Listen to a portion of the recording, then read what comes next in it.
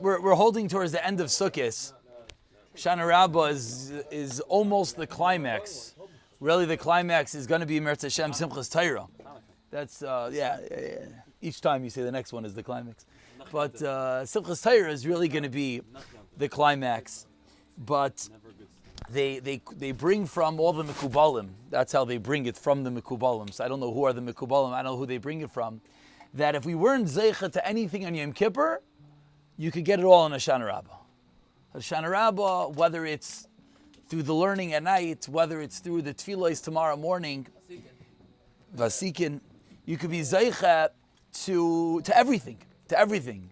So I think we're all sitting here, and believe it or not, we're 51 days since the whole Avodah started. We're 51 days since Rosh Chodesh El, and I think many of us feel that, of course, there's been highs, there's been lows, there's been Rosh Hashanah, there's been Yom Kippur, there's been different parts, but just to think that in the next, 24 hours, we could walk into Shabbos and we could change everything. Maybe one and not such favorable sort of din on Yom Kippur, but we have another chance. We have Hoshanah Rabba that we could somehow, we could sway the judgment. And if you think about it, it's something fascinating.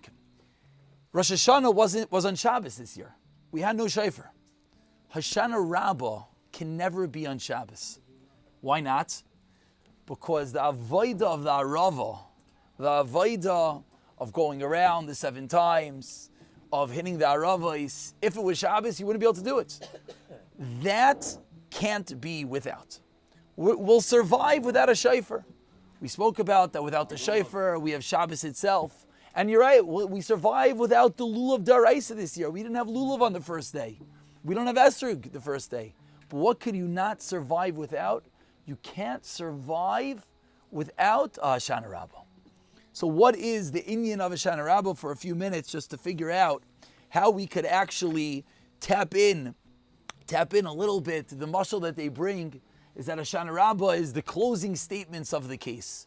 You have a long trial, weeks on end, different character witnesses, different people called up, plea bargains back and forth, and then you have the final statements. The final statement before the judge, you get to pour it all out. That's Hoshanah Rabba, and that's where the inyan comes, of course, that on Leil Hoshanah Rabba, some say Mishnah Torah, they say all of Sefer Devarim, some stay up the whole night and learn. Hoshanah Rabba morning, the tefillos have the most incredible kayach. And that's because it's that final moment that we could turn to Hashem. We could give that final tefillah to Hashem. And which Shpizin is Hoshanah Rabba? It's David HaMelech. What's David HaMelech? What? What's a Shpizin? David HaMelech on all the sukkah signs. The David HaMelech is Hoshanah Rabba. What does David HaMelech say? And I guess we could perhaps say that this is the avodah of Hoshanah Rabba, and as we'll see in a moment, perhaps the avodah of Yid in general. Is what does David HaMelech say? Ana Hashem ki ani avdecha. What do we turn to Hashem and we tell him? After all the tefillos, after all the kabbalis, after all the shofar, after all the slichis, after all the Torah, after everything, at the end of it all, what do we turn to Hashem? Turn to our Father and we say, Ani avdecha. I'm yours. I am yours. I am bound to you. For good, for not such good. In the good times, in the difficult times. Ana Hashem ki ani avdecha. And the mashal I heard was that we have different types of tears throughout the year. On Tisha B'Av, it's tears of mourning. Yom Kippur, it's tears of regret. We feel bad. What's Hoshanah Rabba? Hoshanah Rabba is that child holding on to his mother or his father, and they want to put down the kid. You're schlepping him around on the Cholamai trip, and it's boiling hot, and apples are everywhere, and you just want to put the kid down for a few minutes, and the kid starts crying. Hoshanah Rabba is the tears of a child saying, Mommy, Daddy, don't put me down. I want to stay in your embrace. We've been living for the last 51 days in Hashem's embrace. And for the last 7 days, what have we been living? What is the sukkah, as we've mentioned? Those who were together, those I'm sure heard Torah elsewhere, is that what is the sukkah? Sukkah is the only mitzvah, perhaps Yishav Eretz Yisrael, whether that exists nowadays is debatable, that you have your whole body. Every moment for a woman, correct. For a woman, you'd have mikvah also. That every part of your body, but the truth is, even in mikvah, you're as we spoke before in Ne'ilah, you're a non-living person, and then you're reborn through the mikvah. So it's true that you have your whole body doing a mitzvah, but you're not breathing. I sure hope not in our mikvahs. You're not swallowing, definitely not. You're not. But in a sukkah, what are we doing? We're sitting.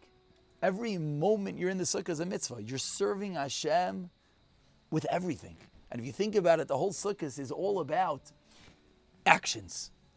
We sit with the lulav and esrog. When else throughout the year we light a menorah? We eat matzah. What do we do with the lulav and esrog? We take it, we hold it, we walk around with it, we shake it.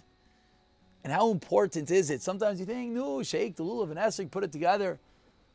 The Taz quotes a Zohar. Interesting. I don't know how many times you have a Taz quoting a Zohar. It's a fascinating entity. That the Daled Minim represents the Shem Havaya, the name of Hashem. And he says, be very careful. Don't take the esrog away from the lulav, because then you're separating one of the letters of Hashem's name. So if you think about it, when you're holding the Daled Minim, you're at some level, you're holding Hashem, whatever that means. And you have to hold it, and then you're shaking it with your whole body. And what are the nanuim? What are we doing? And we're shaking right and we're left. What exactly are we doing? So the Medrash says that when it's like one who leaves a court case, and how do you know he's victorious? That he walks out holding the prize. So the Medrash says, and we walk out holding the lulav and esrog, we're holding the prize. So what do we do with the prize? We shake it. What are we doing when we shake it? What we're doing is we're thanking Hashem. It's another Medrash. It says we're thanking Hashem through the nanuim. That's why by Haidul Hashem we're shaking it. What are we doing? We're saying thank you to Hashem. We're serving Hashem. Ana Hashem ki avdecha, with our entire body. So to conclude, we'll conclude with the words of Ramosha Feinstein, and then we'll seal it with the words of a Zohar. Ramosha Feinstein writes, yeah, it's a little backwards, I understand. Yeah. Ramosha Feinstein writes, and he says, what's the inyan of Sukkot? What's the inyan? So, based on everything we just said, and based on everything you heard, the inyan of Sukkot is the Sukkah. You serve Hashem with your whole body. But Ramosha says, when you look at the Psukim, it's a little bit confusing, because the Pasuk first teaches us about the mitzvah, and only 8 Psukim later does it tell you, by the way, sit in the Sukkah. Ask Ramosha, I don't understand what's going on here. If it's all about sitting in the Sukkah, the Pasuk should have said, sit in the Sukkah, and that is Sukkot. So Ramosha goes along to explain that sitting in the Sukkah, what we're doing right now, of course you're Mekayim a mitzvah, but what we're really doing is it's really almost symbolic of the way we're supposed to live our life as a Jew. What are we doing in a sukkah? What are we doing? We leave our house, we leave our permanent dwelling, and we go outside into a vulnerable, into a flimsy, into a dir sarai. We learn together, it could be made kava, but it can't have to be made kava. But what does that mean? What that means is when we live our lives, yes, we might live in a house. And yes, we might live without the full recognition. But what's really life about? Life is about, we're not here. We're here for what, 120 years? We're not here forever. So says Ramosha, when we're sitting in the sukkah, what we're trying to do is remind ourselves constantly that life as a Jew is transient. Life as a Jew is not permanent. The physicalities of our life are not there forever. What's there forever? What's there forever is the Torah, is the Tefillah, is the Maisim Tovim that we do. So Ramosha says that's why the Torah only lists the Sukkah at the end. Because really Sukkot is just about this lesson. The lesson that life as a Jew is leaving our houses and realizing that where are we? We're in the embrace, as the Zohar says, of HaKadosh Baruch Hu. The Tzela Dehemnusa. Hashem is sitting here and He's hugging us. As the sukkah we know has to have 2 walls and a little bit, that's a hug. You have 1, 2, and a little bit is the embrace. We're sitting in the embrace of Hashem. So sukkah is not just about sitting in the sukkah. And you could sit in the sukkah for 7 days, and you could eat, and you could sing, and you could learn, and you could daven, and you could miss the whole boat. What are we trying to take away from sukkah? That life is not about the diras keva that we live in. Life, what is the diras keva? Just parenthetically, what's the only building that's permanent? Forever?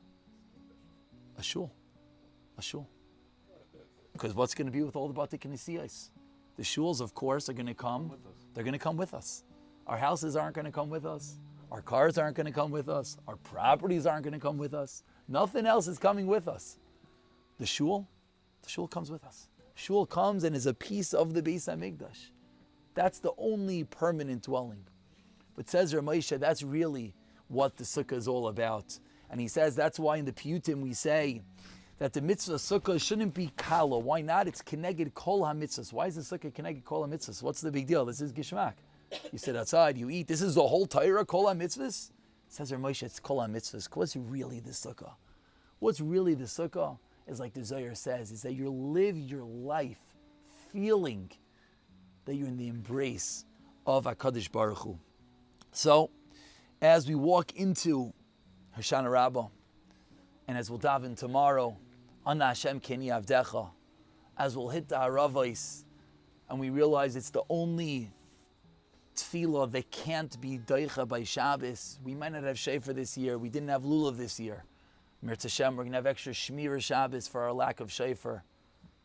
But what are we going to have? We're going to leave the sukkah taking the lesson, what it's really for us.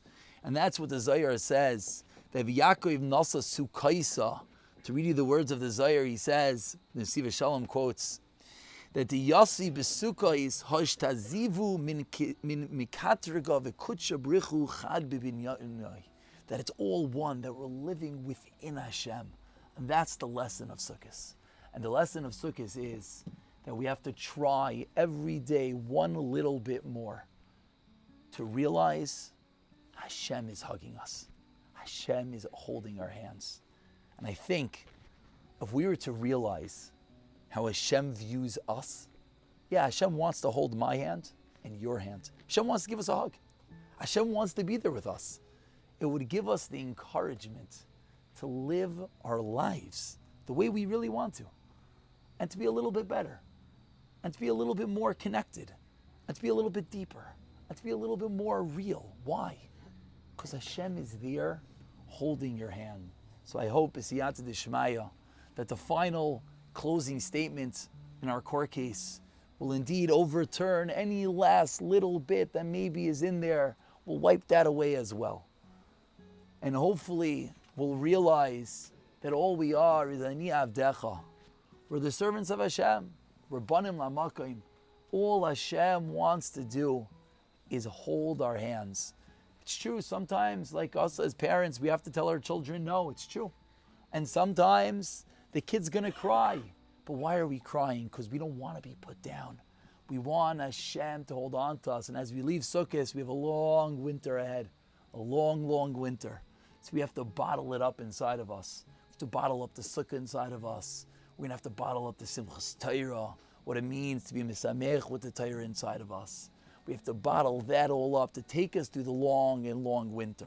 But hopefully, Mirz Hashem, that's what Hoshanah Rabba will be a little bit deeper, a little bit more real this year, a little bit more connected as we realize how much Hashem is there really, not just holding your hand. Sometimes we say Hashem's holding your hands. He's doing a lot more than that. You hold the hand of someone that you don't really want to touch so much. You give a hug to someone that you really love. Hashem is there giving a hug to us. Really share shir means giving a kiss to us as well. And the more we realize how much Hashem loves us, the more we'll be able to live up to our own expectations and be as great as we truly are.